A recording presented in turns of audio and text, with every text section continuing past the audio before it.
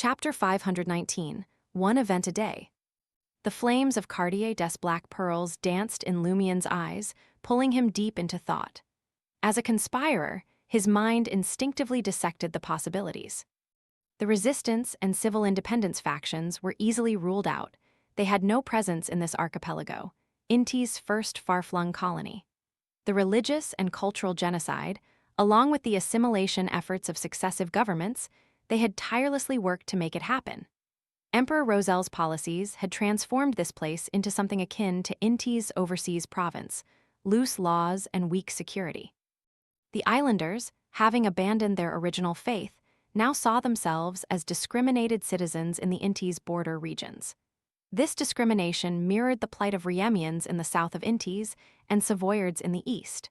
Regardless, Trier's citizens held a universal disdain for all foreigners. However, their vigilance heightened against islanders notorious for scams and thuggery. Did the pirate trade spark internal strife, or were southern continent organizations, seeking to overthrow colonial rule, deliberately causing trouble in the Fog Sea archipelago? Perhaps some ambitious individual is following the lead of an evil god. Lumien's thoughts raced as he noticed a 2.5-meter tall half-giant emerging from a room beside the cathedral, dressed in a black trench coat and silk top hat. Addressing the bewildered supplicants and tramps, he assured them, "Don't worry, the Lord will protect everyone. Stay here and don't go out. Wait for the riot to subside. There won't be any danger." Praise the fool, the believers of the Fool Church found solace, pressing their hands to their chests and bowing. Their expressions softened, conveying a sense of security. The tramps exchanged glances, but none dared to leave. In the minds of most Intisians, a cathedral was a safer haven than any government, regardless of the church it belonged to.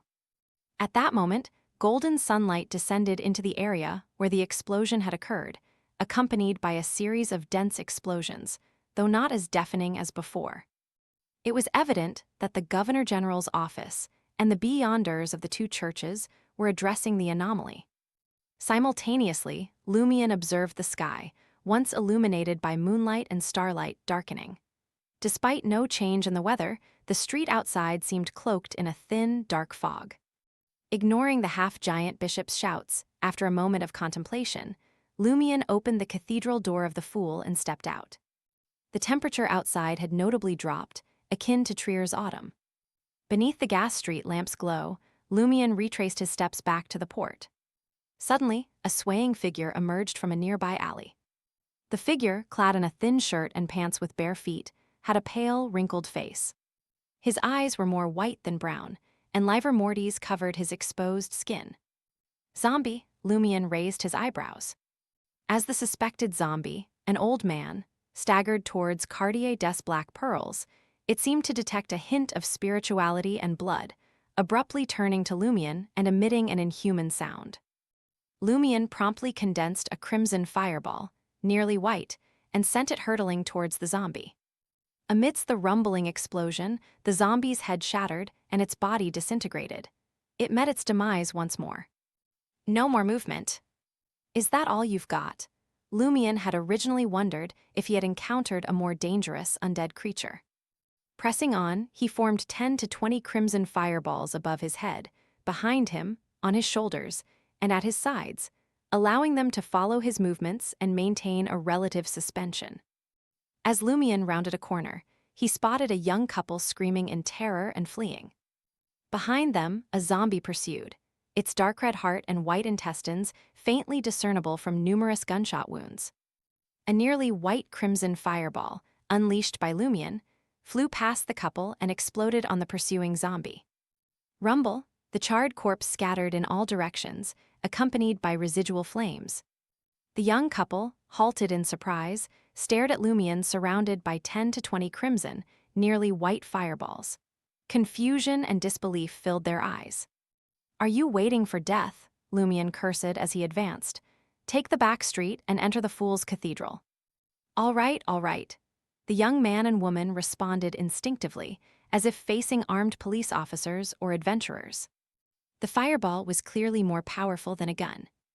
As the couple entered the street where the Fool's Cathedral was located, Lumien, resembling an envoy of flames, continued towards the port at a moderate pace.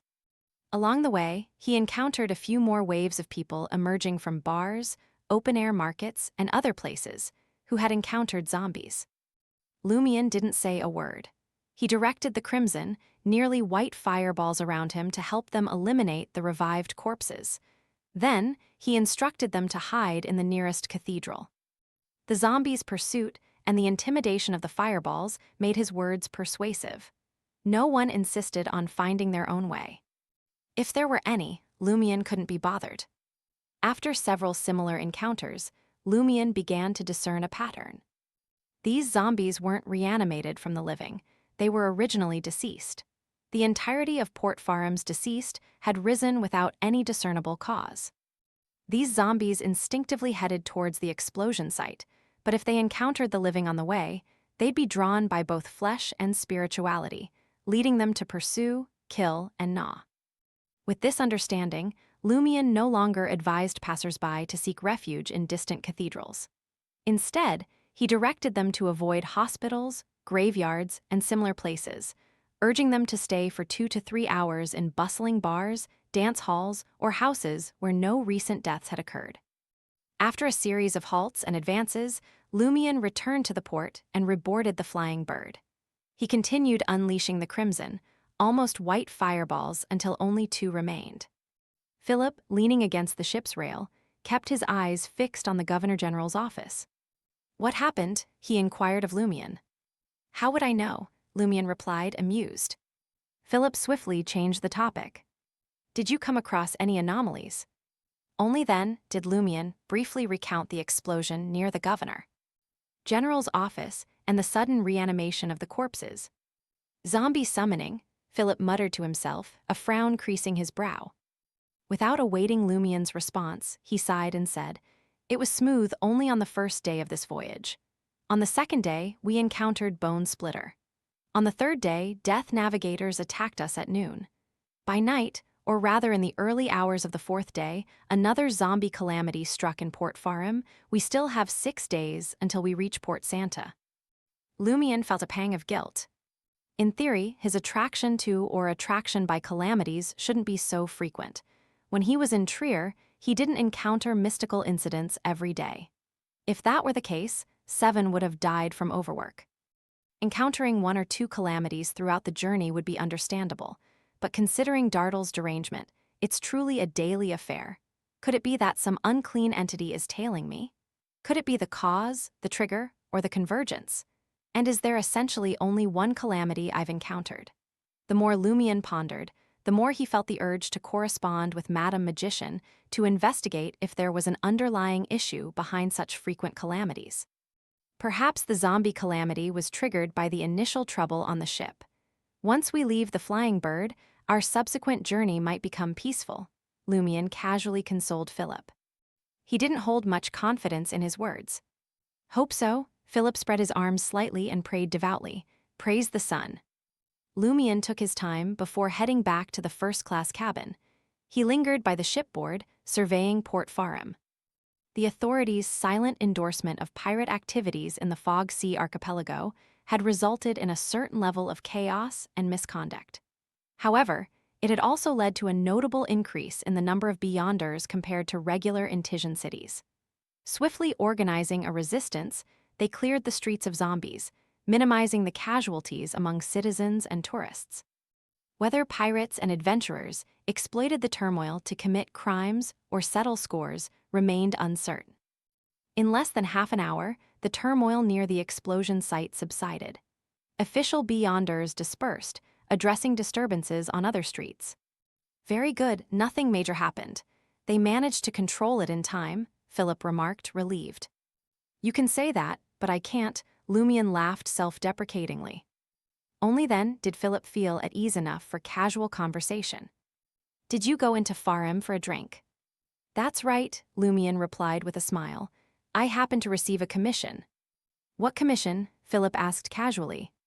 "Hunting a pirate, Baronet Black." Lumion didn't withhold any details. Philip's eyes narrowed as he inquired with a frown, "Are you sure you're stronger than Baronet Black? He has a ship and over 100 subordinates. Besides, Even if you find an opportunity to assassinate him, aren't you afraid of the King of Dusk's retaliation? He's one of the maritime kings. Just because I accepted a commission doesn't mean I'll definitely do it. I don't even know where to find Black Baronet class Kizzy. That's his name, right? Lumion didn't mind the potential repercussions from the King of Dusk.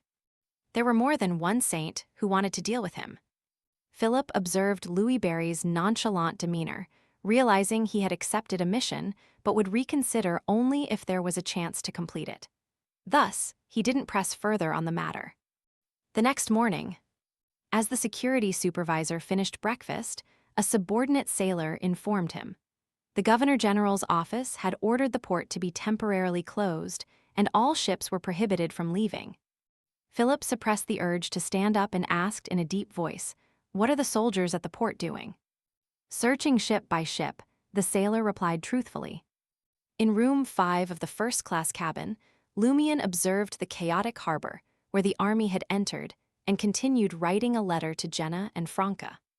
Something seems to have happened to Port Farim on St. Tick Island in the Fog Sea archipelago. Ask that person and see if he knows the exact situation. At this point, Lumion raised his right hand and tapped his chest 4 times, up, down, left, right like Mr. K. He whispered sympathetically, "Poor Seven."